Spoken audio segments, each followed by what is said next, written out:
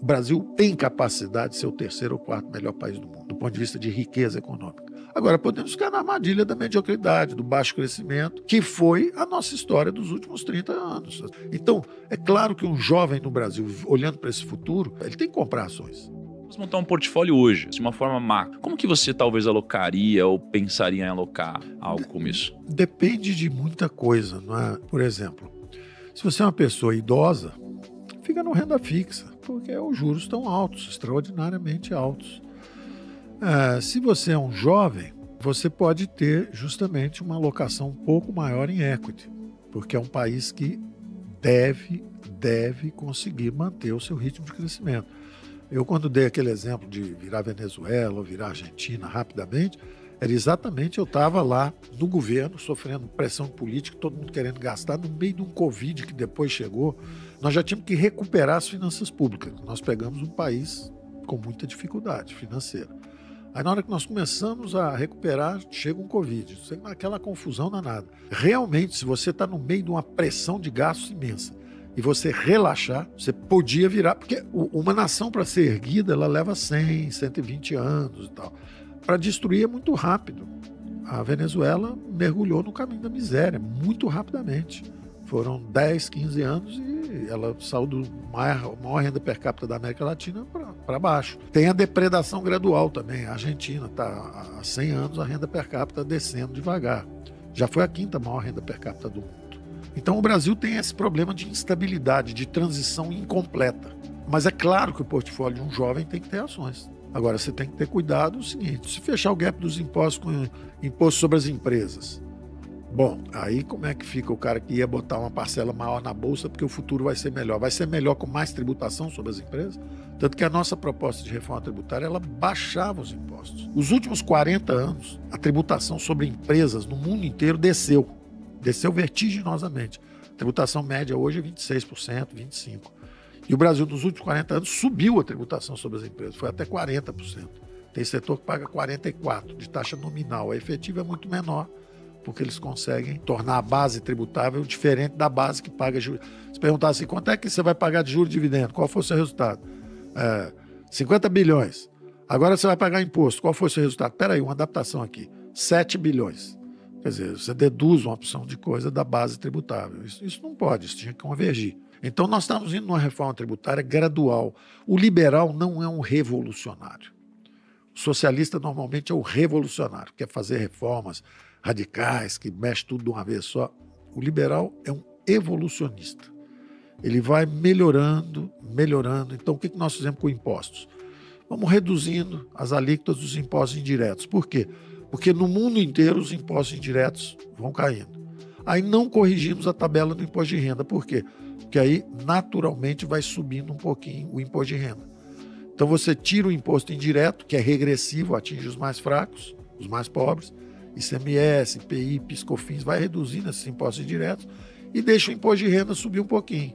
Mas está tributando mesmo pessoas que ganham salários mais baixos. Ok, aumenta um pouquinho a faixa de isenção para eles só. Mas não corrige para todo mundo, deixa subir um pouquinho o imposto de renda. E as empresas? Abaixa o imposto de renda das empresas. Dinheiro saiu da empresa, foi para um cara que já é muito rico, quer comprar uma ilha e um avião. Ok, então você paga primeiro. Saiu da empresa, paga sobre lucros e dividendos. 60 mil pessoas no Brasil ganhavam 350 bilhões por ano, quase 1 bilhão por dia, e pagam 0 de imposto. Não está certo. Isso não está certo. A argumentação, mas eu já paguei na minha empresa. Mas eu não quero tributar a sua empresa.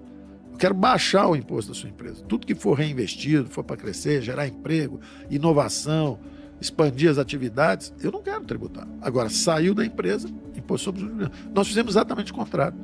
Nós super tributamos as empresas e não tributamos quem tem os recursos. Tem que ser o contrário disso. Então, a nossa reforma tributária estava indo devagar justamente nessa direção, descentralizando recursos, reduzindo a tributação, os impostos indiretos, aumentando o imposto justamente sobre quem ganha mais. Nós mostramos pelo menos a direção. Na hora que surgiu essa base política de centro-direita, surgiu uma nova direção que é o seguinte, controle de gastos públicos, descentralização, mais Brasil, menos Brasília, abertura da economia, entrar nos grandes acordos comerciais, reindustrialização na base da energia barata, Imposto, sim, sobre justamente os recursos que vão para lucros e dividendos e não sobre as empresas. Então, nós lançamos uma série de vetores de transformação da economia. Eles estão aí. Governo mais produtivo, quer dizer, em vez de só sair contratando gente, governo digital, 40 mil pessoas se aposentaram, mas a produtividade aumentou no setor público. Então, a direção é essa. Surgiu uma base política para a gente fazer o caminho da prosperidade, que é o caminho liberal-democrata. Reconstruiu no pós-guerra. Primeiro criou a riqueza dos anglo-saxões. Quer dizer, foram os americanos, os ingleses. Depois recuperou no pós-guerra a Alemanha, Japão. E poderia fazer o Brasil o terceiro ou quarto país mais forte do mundo. O Brasil tem capacidade de ser o terceiro ou quarto melhor país do mundo, do ponto de vista de riqueza econômica. A armadilha da miséria em massa, o Brasil já escapou pela dinâmica populacional, a população não vai ser muito grande. Nós precisamos educar, saúde e educação para essa população, e a renda per capita vai subir o tempo inteiro. Agora, precisamos dessa liberdade para vir tecnologia, capital, tudo isso entrar.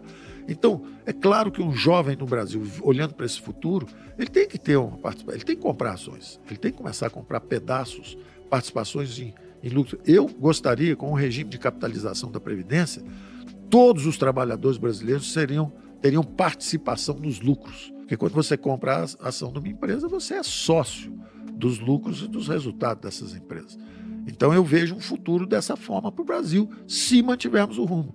Agora, podemos ficar na armadilha da mediocridade, do baixo crescimento, que foi a nossa história dos últimos 30 anos. Há 30 anos a gente não foi para lugar nenhum. Você fala, mas foi culpa da democracia? Não. Os militares, os últimos 2 governos militares já estavam cheios de empresa estatal, inflação subindo. Nós já estávamos nos perdendo ali. Começamos a nos perder a dinâmica. Tanto que crescia 7%, no final do regime militar já estava crescendo 5%. Aí vem a democracia, cresce 2,5%, todo mundo, década perdida, culpa da democracia. Não, de jeito nenhum. É culpa do modelo econômico, é o dirigismo econômico. Não é nem a democracia, nem o totalitarismo. A China virou o maior capitalista do mundo, é o global trader, é o cara que mais negocia com o mundo inteiro, é a China.